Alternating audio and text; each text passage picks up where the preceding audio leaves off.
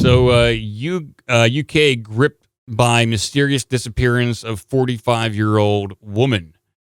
I don't know if this is Missing 411 related, Missing 411 for all the, ant fuckers out there. You don't hear a lot of Missing 411 related stuff coming out of the UK, even though it does exist, but we mostly talk about that stuff in relation to national parks here in the United States. But here is a picture of Nicola Bully.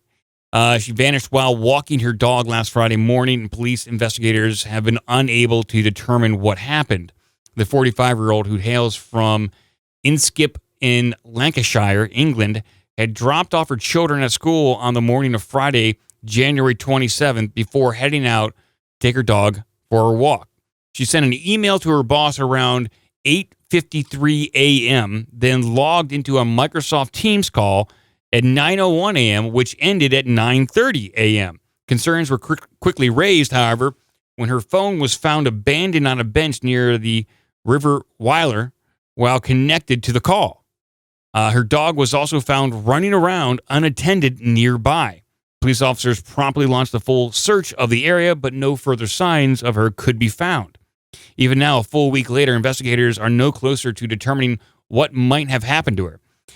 Quote, "I just can't believe that we're a week or so on, and yet it seems we're no further on," said her partner, Paul Ansell, who has described her disappearance as impossible to comprehend.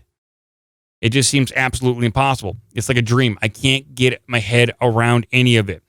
As things stand, investigators have found no evidence of foul play and are leaning towards the possibility that she may have somehow fallen into the river and was swept away.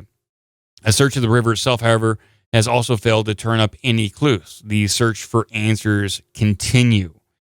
And I guess the biggest missing 411 hallmarks there, typically people go missing by bodies of water, whether that is a river, a stream, or a lake. Oftentimes, if they are accompanied by a dog, their dog is not also disappeared. And they typically will go missing during the morning or in the evening, dusk or dawn. Not in the middle of the day, typically not in the middle of the night. Those are on average for most missing 411 related disappearances. So we don't know anything about this. I'll look into this a little bit more because it would be nice if someone who was on the Microsoft Teams call gave any indication if they heard any sort of noise, any sort of like a weird beeps or blips, any sort of interference that they could say, well, there's a signal disruption, there was some sort of radio interference, or did her call just go silent? There's nothing like that in here. I'd like to know, because it's not oftentimes that someone goes missing while they're on the phone. The only other time where it's really happened is in another missing 411 case where someone was walking home. He was an auditor, and he went missing while walking home, a little inebriated, but he was on the phone with his wife. Well, his wife wasn't there, so he left a voicemail, and this is kind of what it sounded like. It's a voicemail unlike anything you've ever heard before. There are 2 minutes worth of noises, bizarre ones, but very little actual talking. Authorities confirmed the disturbing middle-of-the-night call came from Henry McCabe's cell phone. It was Labor Day, September 7th at 2:28 in the morning. McCabe's worried wife heard the message. Isn't my cell phone connected? Minnesota Community Policing Services is a nonprofit agency and acts as a go-between with police and the Liberian community. The leader is trying to help the family make some sense of this recording. The growls turned to high-pitched moans. Like he's moaning in pain? Like moaning in pain. The tortured or maybe just severe stop. Pleasure. There is silence. Then someone, either Henry or another person, says, "Stop it." I try to picture where he was, what it might have been like, what circumstances would have made him sound like that.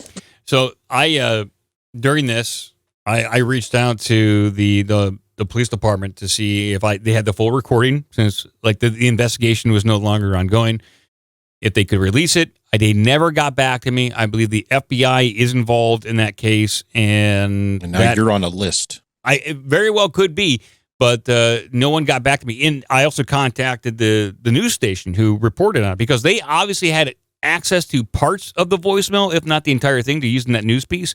They did not get back to me at all either to hear the full audio.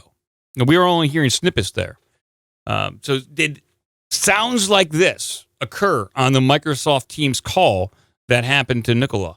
We just don't know, because it's an incomplete story right now, but I will follow up on it, and I will. And just to be fair, the audio on Microsoft Teams is crap anyway. So good. Yeah, I'm sure. Yeah. Mistake number one there. But I'll tweet the story to David Politis and see if he has any interest in it. But he might, because there's a piece of technology involved, and there's probably a recording of this Microsoft Teams call. Give us an email at ourbigdumbmouth@gmail.com. Check out obdmpod.com for all the social media and donation links.